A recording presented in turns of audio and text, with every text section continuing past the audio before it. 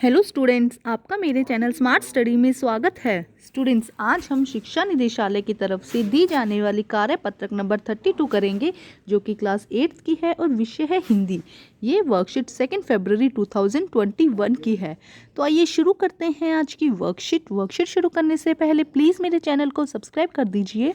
तो आइए देखते हैं आज की वर्कशीट। उपसर्ग हिंदी। बच्चों, हिंदी भाषा में शब्दों की रचना कई प्रकार से की जाती है। इनमें से एक विधि है शब्दों के आरंभ या अंत में कुछ शब्दांश जोड़कर नया शब्द बनाना। इस तरह से प्राप्त नए शब्द के अर्थ में नवीनता देखी जा सकती है। तो देखो क्या कहा जा रहा है कि कोई शब्द है, उसके आरंभ में मतलब उसकी शुरुआत में कुछ एक शब्दांश जोड़ दिया जाए, कुछ ऐसा शब्द जोड़ दिया जाए जिससे कि उसका जो मीनिंग है वो क्या हो जाए, नवीन हो जाए, कुछ अलग मीनिंग हो जाए। तो ऐसे शब्दांश को हम क्या कहते हैं, उपसर्ग कहते हैं। जैसे कि हार। हार के आगे आ लगाने से प्र और वी जोड़ने से देखो क्या बनेगा, आहार, प्रहार और विहार। और इन तीनों ही शब्दों का जो मीनिंग है वो क्या हो जाएगा, अपने मूल शब्द से। जो हार को हम क्या कहेंगे, ये क्या है, मूल शब्द, और इसके आगे उपसर्ग लगने से तीनों ही जो शब्दों का मीनिंग है वो क्या हो जाएगा, चेंज हो जाएगा। जो अपने मूल शब्द के हार के अर्थ से पूरी तरह से अलग है।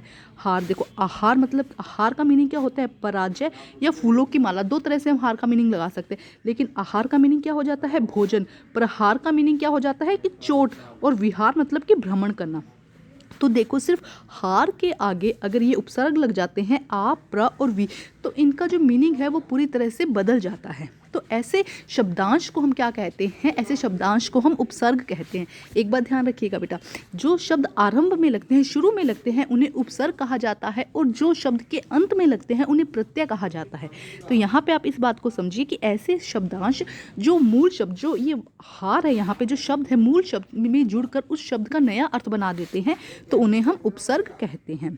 ठीक है, अब देखते हैं आगे इसकी डेफिनेशन। वे शब्दांश जो किसी शब्द के शुरू या आरंभ में जुड़कर उसके अर्थ में परिवर्तन या विशेषता ला देते हैं, उन्हें हम उपसर्ग कहते हैं। तो ऐसे शब्दांश जो क्या करते हैं, किसी भी शब्द के शुरू में जुड़कर उसके अर्थ में परिवर्तन, हमने देखा कि हार का मतलब था पराजय और फूलों की माला, लेकिन उसके आगे आ जुड़ने से क्या बन गया, वो भोजन बन गया, आहार बन गया ना। तो शब्द का पूरी तरह से परिवर्तन हो गया, या कई बार क्या होती है, उसकी विशेषता बदल जाती है, तो उन्हें हम क्या कहते हैं, उपसर्ग कहते हैं। हिंदी भाषा में 3 प्रकार के उपसर्ग प्रचलित हैं। तो देखते हैं कौन कौन से हैं। संस्कृत के उपसर्ग, हिंदी के उपसर्ग और विदेशी उपसर्ग। संस्कृत के उपसर्गों को तस्मत उपसर्ग भी कहा जाता है। ये उपसर्ग प्राय उन शब्दों के साथ जुड़ते हैं जो संस्कृत भाषा से हिंदी में आए हैं। तो ये शब्द उनके साथ जुड़ेंगे जो संस्कृत भाषा से हिंदी में आए हैं, जैसे कि अति और आचार, तो क्या बन गया, अत्याचार। तो अति क्या हो जाएगा, संस्कृत का उपसर्ग हो जाएगा। इसी तरह दुर्लभ, तो ये क्या हो जाएगा, दुर्लभ। ठीक है, थोड़ा सा ध्यान से समझिए बेटा, ये शब्द क्या है, जो संस्कृत भाषा से हिंदी में आए हैं। तो ऐसे उपसर्गों को हम क्या कहते हैं, संस्कृत के उपसर्ग। हिंदी के उपसर्गों को तद्वत उपसर्ग भी कहा जाता है। इनका प्रयोग हिंदी भाषा के शब्दों के साथ ही किया जाता है, जैसे कि अध जल, अध भी हिंदी का शब्द है और जला भी हिंदी का शब्द है, तो अध जला। कुचाल, तो क्या बन गया, कुचाल। बिना मांगे, बिन मांगे, तो क्या बन गया, बिन मांगे। तो ये इन ऐसे उपसर्गों को हम क्या कहते हैं, हिंदी के उपसर्ग। उसके बाद आता है विदेशी उपसर्ग। इन्हें आगत उपसर्ग भी कहा जाता है। विदेशी उपसर्गों में अरबी, फारसी और अंग्रेजी के उपसर्गों का प्रयोग विदेशी भाषा के साथ किया जाता है।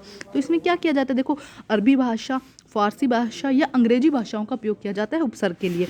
इस प्रकार के शब्द भी हम हिंदी में प्रयोग करते हैं, जैसे कि ला इलाज, ला और इलाज, ये क्या बन गया, ला इलाज। इसी तरह हम सफ़र, हर दम, तो ये क्या हो जाएंगे, विदेशी भाषा के उपसर्ग। तो मेन आपको यहाँ पे जब क्वेश्चंस पूछे जाते हैं ना, तो वो आपको एक शब्द दे देते हैं और उसका उपसर्ग बताना होता है कि इसमें उपसर्ग कौन सा है, मूल प्रत्यय कौन सा है, या आपको क्या कर देते हैं, मूल शब्द और उपसर्ग दे देते हैं, उसमें से आपको मेन जो शब्द बनेगा वो बताना होता है।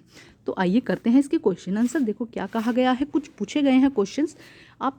अब आप निम्नलिखित शब्दों के उपसर्ग और मूल शब्द को अलग कीजिए। तो आपको क्या करना है, इसमें अंतर्राष्ट्रीय, निर्धन, संयोग, प्रत्येक, अनपढ़, निहत्था, भरपेट, गैर कानूनी, बेवजह और बाकायदा, इन सब के उपसर्ग यहाँ पर लिखने हैं और मूल शब्द यहाँ पर लिखने हैं। तो आइए करते हैं इस क्वेश्चन को सोल्व। तो देखिए बेटा किस तरह से करेंगे, जैसे कि फर्स्ट है अंतर्राष्ट्रीय मतलब अंतर प्लस राष्ट्रीय, क्या बन जाएगा, अंतर प्लस राष्ट्रीय। निर्धन में क्या होगा, नी जो रै है वो आधा होता है यहाँ पे, इस तरह से निर्धन, तो हम क्या बनाएंगे, निर्धन क्या हो जाएगा, इसका मूल शब्द हो जाएगा, और नीर क्या हो जाएगा, इसका उपसर्ग हो जाएगा। सम क्या हो जाएगा, इसका उपसर्ग जो पहले दिए गए हैं वो उपसर्ग हैं, और जो प्लस के बाद दिए गए हैं वो क्या है, मूल शब्द। तो आप इस बात का ध्यान रखेंगे। तो सम क्या हो जाएगा, सम यहाँ पे हो जाएगा उपसर्ग, और योग क्या हो जाएगा यहाँ पर मूल शब्द।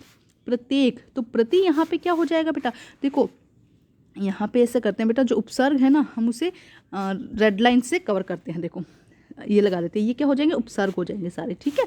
तो प्रति क्या हो जाएगा, उपसर्ग हो जाएगा, और एक क्या हो जाएगा यहाँ मूल शब्द। अनपढ़, अन क्या हो जाएगा यहाँ पे उपसर्ग हो जाएगा, और पढ़ क्या हो जाएगा यहाँ पे मूल शब्द। निहत्था, नी यहाँ पे क्या हो जाएगा, उपसर्ग हो जाएगा, और हत्ता यहाँ पे क्या हो जाएगा, मूल शब्द।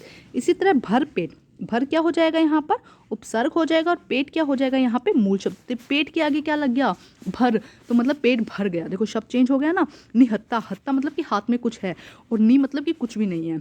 अनपढ़, पढ़ मतलब कि पढ़ा हुआ, और अन मतलब कि बिल्कुल पढ़ा नहीं है। तो शब्द के जो अर्थ है वो क्या हो गए, बिल्कुल विपरीत हो जाते हैं या अलग हो जाते हैं। तो ऐसे ही शब्दांश को हम उपसर्ग कहते हैं। उसके बाद है गैर कानूनी। तो गैर, देखो गैर क्या हो जाएगा, उपसर्ग हो जाएगा, और कानूनी जो कानून से रिलेटेड हो। तो गैर कानूनी, फिर इसका देखो अपोजिट बन गया कि गैर कानूनी मतलब जो कानून के खिलाफ हो। तो ये क्या हो गया, गैर कानूनी।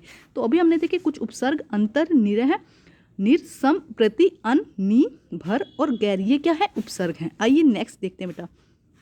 देखिए नेक्स्ट में क्या कहा गया है, देखिए बेवजह।